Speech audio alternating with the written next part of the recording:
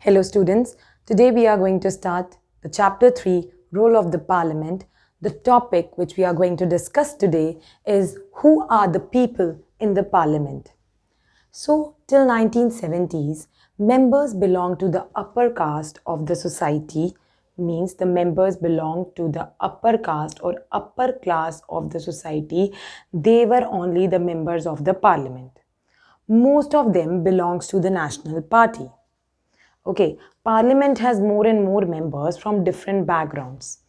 There are members belonging to rural areas, there are members that are belonging to regional parties, peoples and communities that were not earlier representative, now they have fair representation in the parliament. So here we are talking about parliament is having more and more members from the different backgrounds.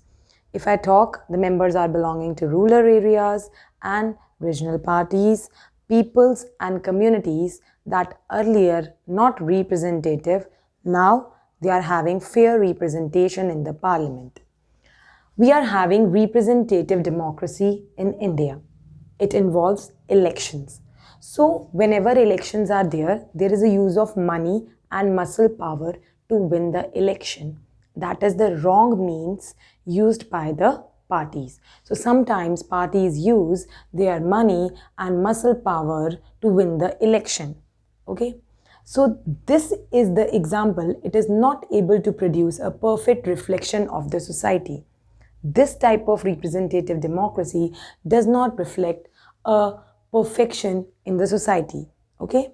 It does not give a perfect reflection of the society. So, if I talk about Dalits, okay, backward classes and other minorities, for them some seats are reserved in the Lok Sabha. That is scheduled caste, SCs are scheduled caste, STs are scheduled tribe people. Some seats have been reserved for them in the Lok Sabha.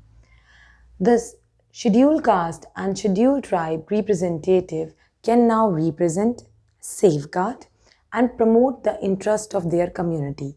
That's why the seats are being reserved for the scheduled caste and scheduled tribe, that they can represent, safeguard, and promote the interest of their community.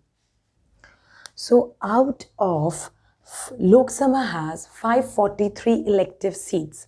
Out of this 543 elective seats, 423 are for the general category, 79 seats are being reserved for the scheduled castes, and 41 seats have been reserved for the scheduled tribes. It also been realized that women do not have adequate representation in the parliament. So therefore, there has been a proposal for 33% seats to be reserved for the women. Okay, women reservation bill have been passed. So women voters turn out to be increased from 38.8% in the 50s, then 57.89% in 1998. The number of women contestants, if I talk about in the Lok Sabha, have progressively rising. The figures that remained under 50 was in first two general elections. It rose to 65 in the third election. Then in the 14th Lok Sabha, 355. Okay. 556 in the 15th and 716 in the Lok Sabha elections in the 2019. There are still some communities and groups that are not presented well in the legislature. The rising cost of the fighting an election prevents the poor people from being elected as a people's representative. So there has been suggestion of the state funding of elections. So we are very concerned about the equal representation and trying to resolve this question because it is reflecting the reality of the Indian society. Okay, it is representing the vibrant democracy. So to represent that our democracy is vibrant, equal representation should be there of the members. We are trying to solve the problems of the democracy because the reflection of the reality is very much necessary in the vibrant democracy. Okay, so they are saying the rising cost of fighting an election, the poor people cannot They stood up for the election because they are not having money. So they are saying state funding of election must be there. Okay, that everybody should get equal representation in a democracy, that it represents the real picture of the society. So this was your chapter.